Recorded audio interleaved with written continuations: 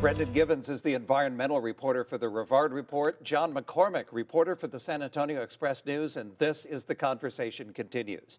Brendan, SAWS is beginning a major project to build some pretty significant tunnels. Tell us a little bit about what they're doing and where these tunnels are going to be built. That's right. People who are in San Antonio in the 1990s might remember the giant tunnel boring machines where they used to drill under the city to protect from flooding and stormwater. It's a similar kind of machine that's going to be digging these tunnels for SAWS. There'll be multiple different ones coming into town.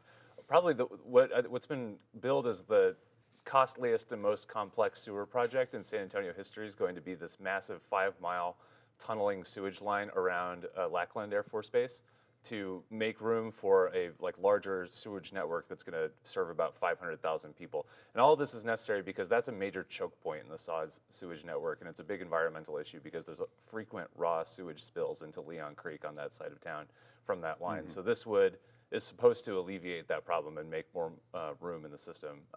The other big tunneling project is to make room for water from Vista Ridge, SAWS new water supply project that's going to be piping in water from 140 miles away, areas east of Austin.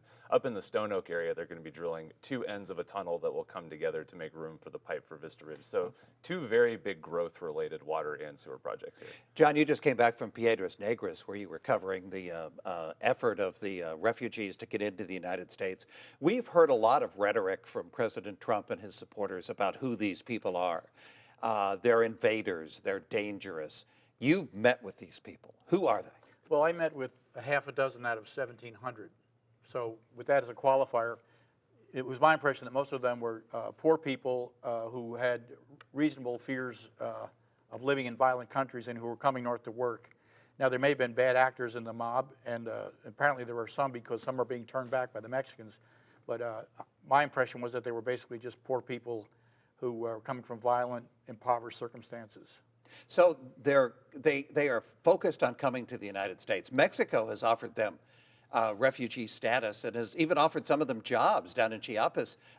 They still want to come to the U.S., though. Well, right? it's not much of a comparison. You can make 10 times as much per day in the U.S. as you can in Mexico, and the jobs are scarce in Mexico even for Mexicans. So the U.S. is the promised land, and they know it because, they have a lot of contacts here, and so they're reasonably coming to where the good landing is. What percentage of them will actually be able to get asylum in the U.S.? I have no way of knowing, but historically it's a very low percentage. And as I said earlier, you don't get asylum just because there's gangsters in your neighborhood and you have a terrible life. There's rather narrow criteria, and historically it's a very low percentage. Brendan, something else you've been writing on extensively is something that's been going on for decades in San Antonio, and that's the protected status of the golden cheek warbler. That continues to be a thorn in the side of developers in the fast-growing Leon Springs area, but this week, that protected status was upheld. What does that mean? That's right. The Texas General Land Office's lawsuit to get the bird taken off the endangered list was denied by a federal judge. The judge sided with the U.S. Fish and Wildlife Service, saying that the bird, it's a little 2 to 5 inch songbird that spends its summers here nesting and then flies down to Mexico and Central America for the winter.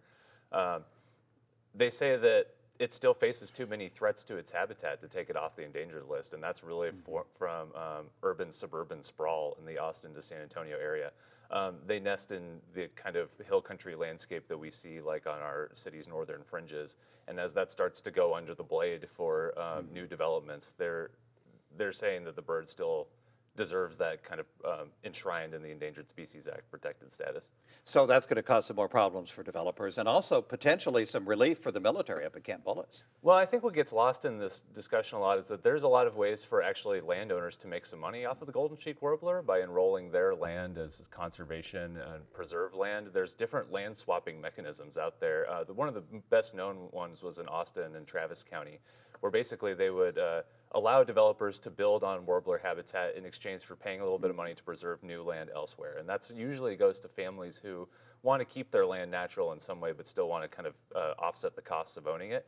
So these are the subtleties of this bird issue that don't really get picked up in this developers versus environmentalist kind of thing. There really are some compromises out there that people can use if they want to. Well, if that bird runs into the Border Patrol next time it tries to come back from Central America, that'll be a story for another time.